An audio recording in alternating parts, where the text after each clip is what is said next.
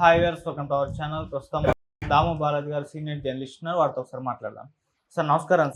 Sir Pak ఆర్మీలో చీలికలు వచ్చాయని చెప్పేసి వాళ్ళ మేజరే చెప్తున్నాడు సార్. అంటే ఆర్మీ చీఫ్ ఏమో, జనరల్ ఏమో యుద్ధాన్ని కోరుకుంటున్నాడు, ఆర్మీ మొత్తం సైనికులు ఏమో యుద్ధాన్ని వద్దంటున్నారు. ఈ విధంగా వాళ్ళ మధ్య అభిప్రాయ భేదాలు వచ్చేస్తాయి అని చెప్పేసి చెప్తున్నారు. అసలు ఏం జరుగుతుంది పాక్ ఆర్మీలో? మరి ఈ టైంలో అసలు ఆ యుద్ధానికి సన్నద్ధమయ్యే అవకాశం ఏమన్నా కనిపిస్తుందా? మరి మీరేం చెప్తారు సార్ దీనికి సంబంధించి? యాక్చువల్గా పహల్గామ్ దాడి వెనక పాకిస్తాన్ మిలిటరీ జనరల్ ఎవరైతే ఉన్నారో ఆర్మీ చీఫ్, ఆయన పేరు అసీం మునీర్ ఏంటంటే అతను బాగా ఇస్లామిస్ట్ అంటారు వాళ్ళని. ఇస్లాం అంటే ఖురాన్ అవన్నీ చదువుకొని ఇస్లాం మతాన్ని నమ్మి ఇస్లాం మతమే అల్టిమేటర్ని, మిగతా ఏ చట్టాలని ఏ మతాలని గౌరవించకుండా ఉండేవాడిని ఇస్లామిస్టులు అంటారు. అట్లాంటి ఇస్లామిస్టు ఆయన. సో వాళ్ళ నాన్న కూడా ఇస్లామిస్టు.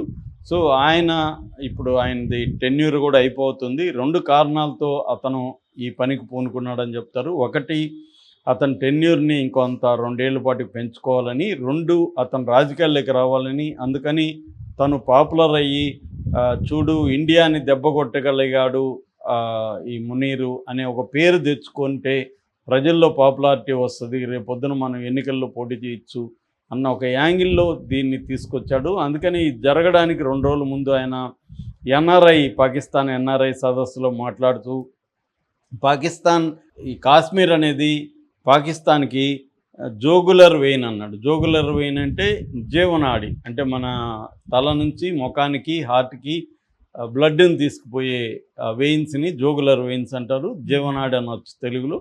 సో అంటే కాశ్మీర్ అనేది మాకు జీవనాడి లాంటిది, మేము దాన్ని వదిలిపెట్టము, అక్కడ విరోచితంగా హీరాయిక్గా పోరాడుతున్న వాళ్ళకి మా సపోర్ట్ ఉంటుంది, ఇవన్నీ వాగాడు. అట్లాగే హిందువులు ముస్లింలు క్లియర్గా ప్రతి విషయంలో కూడా వాళ్ళకి మనకు సంబంధం లేదు, మనం డిఫరెంట్గా ఉంటాము, ఇవన్నీ కూడా మాట్లాడడం మొదలుపెట్టాడు.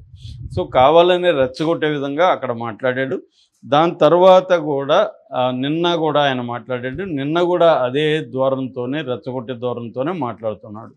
సో ఇప్పుడు ఏంటంటే మోడీ ఒక తీవ్ర హెచ్చరిక చేసినాడు. మా దేశంలో టెర్రరిజం చేసిన వాళ్ళని మేము ఐడెంటిఫై చేస్తాము, ట్రేస్ చేస్తాము, పనిష్ చేస్తాము, కలలో కూడా ఊహించని స్థాయిలో పనిష్మెంట్ ఉంటుంది, ఓన్లీ టెర్రరిస్టులకే కాదు వాళ్ళ బ్యాకర్స్కి కూడా ఉంటుంది అని ఎప్పుడైతే మోడీ తీవ్రమైన స్వరంతో హిందీ మాట్లాడుతూ ఇంగ్లీష్లో కూడా డీటెయిల్గా ఇది చెప్పాడో, ఇది ప్రపంచవ్యాప్తంగా సంచలనం అయిపోయింది.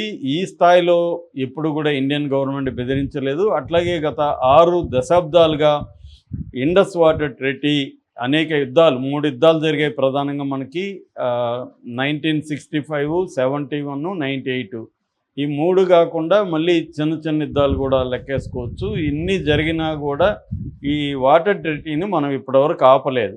కానీ ఫస్ట్ టైం ఆపాలనే నిర్ణయం తీసుకున్నారంటే ఏ స్థాయిలో ఉందో మనం ఊహించుకోవచ్చు పాకిస్తాన్ యొక్క టెర్రరిస్ట్ యాక్టివిటీ. సో దీనికంతా కారణం అసీం మునీరే అని నిన్న ఎక్స్ మేజర్ అదిల్ రాజా అనే ఒక ఎక్స్ మేజర్ నిన్న అనౌన్స్ చేశాడు. ఈ మునీర్కి వ్యతిరేకంగా పాకిస్తాన్ ఆర్మీలోనే చాలామంది పై స్థాయి నాయకులు కూడా వ్యతిరేకిస్తున్నారు. ఇతను అనవసరంగా భారత్ని కెలికి మనకి ఇప్పుడు యుద్ధం తీసుకొస్తున్నాడు. ఆల్రెడీ ఎకనామీ దారుణంగా ఉంది, మనకి జీడిపి చాలా లోలో ఉంది, ఫారిన్ ఎక్స్చేంజ్ నిల్వలు చాలా తక్కువ ఉన్నాయి, ప్రజల జీవన ప్రమాణాలు అత్యంత దారుణంగా ఉన్నాయి. మరోపక్క ఇంటర్నల్గా బలూచిస్తాన్ బలూచ్ లిబరేషన్ ఆర్మీ కానీ, తర్వాత తెహ్రీ-ఈ-తాలిబాన్ పాకిస్తాన్ అనే ఒక టీటీపీ సంస్థ కానీ, ఇదేంటంటే ఖైబర్ పఖ్తూన్ఖ్వా అనే ఏరియాలో ఎక్కువగా పనిచేస్తుంటుంది. సో ఇలాగా ఆల్రెడీ ఇంటర్నల్గా ఈ 4 నెలల్లో 300 మంది సైనికులు చనిపోయారు. లాస్ట్ ఇయర్ కూడా 885 మంది సైనికులు చనిపోయారు. ఇటువంటి ఒక దారుణమైన కండిషన్స్ ఉంటే ఇప్పుడు ఇతనికి ఇండియాతో గోక్కోవడం అవసరమా? సో దీనివల్ల మనకు అనవసరంగా యుద్ధం తెస్తున్నాడు. ఇప్పుడు ఇండియా వచ్చి మనల్ని ఏమన్నా చేస్తే మన యుద్ధం పోతే మన దేశభక్తి, మన భూభాగాన్ని మనం రక్షించుకోవాలనొచ్చు. నువ్వు పోయి వాళ్ళని కెలికి వాళ్ళ భూభాగంలో అమాయకులైన ప్రజల్ని చంపి నువ్వు యుద్ధం తీసుకొస్తే మేమెందుకు పోరాడాలి, మేమెందుకు మా ప్రాణాలను అర్పించాలి? నువ్వేమో రేపు ఎస్కేప్ అవుతావు. ఆల్రెడీ మునీర్ ఫ్యామిలీని అంతా కూడా లండన్, న్యూజెర్సీకి పంపించేశాడు. చాలామంది టాప్ లెవెల్ మిలిటరీ అధికారులంతా కూడా వాళ్ళ ఫ్యామిలీస్ని ఆల్రెడీ పంపించేశారు. ఏదన్నా అయితే వాళ్ళు సేఫ్గా ఉంటారు. వీళ్ళు కూడా అత్యవసర పరిస్థితుల్లో మిలిటరీ ప్రత్యేక ఎయిర్క్రాఫ్ట్లో వీళ్ళు వెళ్ళిపోతారు. మామూలు వాళ్ళు దొరుకుంటారు. మిలిటరీలో కూడా మిగతా వాళ్ళు ఇలాగ పారిపోలేరు కదా. సో వాళ్ళు ప్రాణాలు కోల్పోవడం, వాళ్ళ ఫ్యామిలీలు రిస్క్లో పడడం, ఇవన్నీ అవసరమా? అసలు ఇండియా మన జోలికి రాలేదు, అంత హాయిగా ఉన్న పరిస్థితులు ఈ పహల్గామ్ అటాక్ని ప్లాన్ చేసింది ఇతనే అనేది చెప్తున్నారు. ఈవెన్ ఈ ఆదిల్ రాజా కూడా క్లియర్గా చెప్తున్నాడు, ఈ అటాక్ని మునీరే ప్లాన్ చేశాడు, మునీరే అటాక్ చేశాడు అనేది అతను కూడా చెప్తున్నాడు. సో అందువల్ల పాకిస్తాన్ ఆర్మీలోనే చీలిక వచ్చేసింది. మునీర్ మాట వినే పరిస్థితి లేదు. నిజంగా యుద్ధం చేయడానికి వాళ్ళు రెడీగా లేరు. ఆల్రెడీ వాళ్ళు ఇంటర్నల్గా ఈ బలూచ్ లిబరేషన్ ఆర్మీతో కానీ, లేకపోతే ఆఫ్ఘనిస్తాన్ లిబరేషన్ ఫ్రంట్తో కానీ, లేకపోతే టీటీపీ ఇందాక చెప్పిన తెహ్రీ ఈ తాలిబాన్ పాకిస్తాన్ అనే ఒక టీటీపీతో కానీ వీళ్ళు అలసిపోయి ఉన్నారు.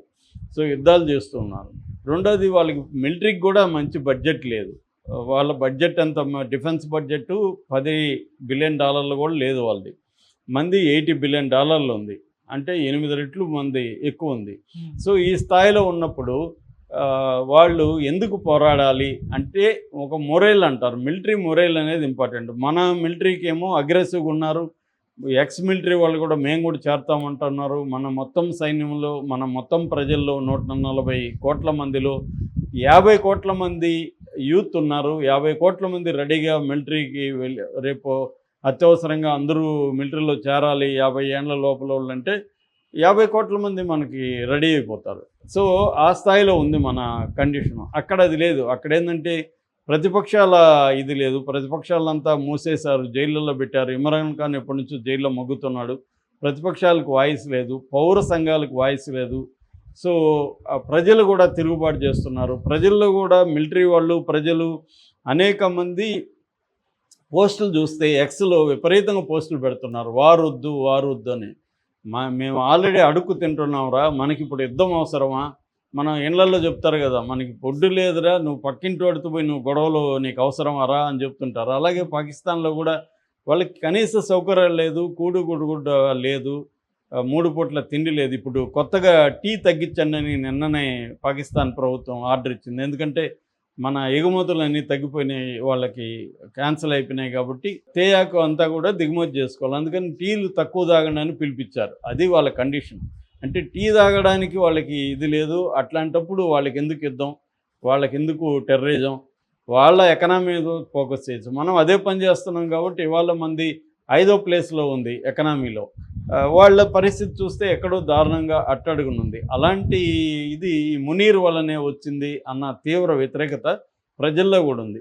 నిన్ననే నేను కూడా ఒక పోస్ట్ చూసా. అదేంటంటే సోల్జర్ స్పోక్ అనే ఒక ఐడితో పెట్టారు. అందులో క్లియర్గా మాకు యుద్ధం వద్దు, మాకు కావాల్సింది ఏమంటే కనీస సౌకర్యాలు కావాలి, గుడ్డ కావాలి, మాకు లైవ్లీహుడ్ చూపించండి, ఇవి వదిలేసి యుద్ధం చేయమంటారు ఏంటి? అసలే మనం బడ్జెట్ లేకుండా ఉంటే మన దేశంలో యుద్ధాన్ని అంటే మాటలు కాదు. యుద్ధం అంటే ఇవాళ వెరీ కాస్ట్లీ, డబ్బులు ఖర్చు పెట్టాలి.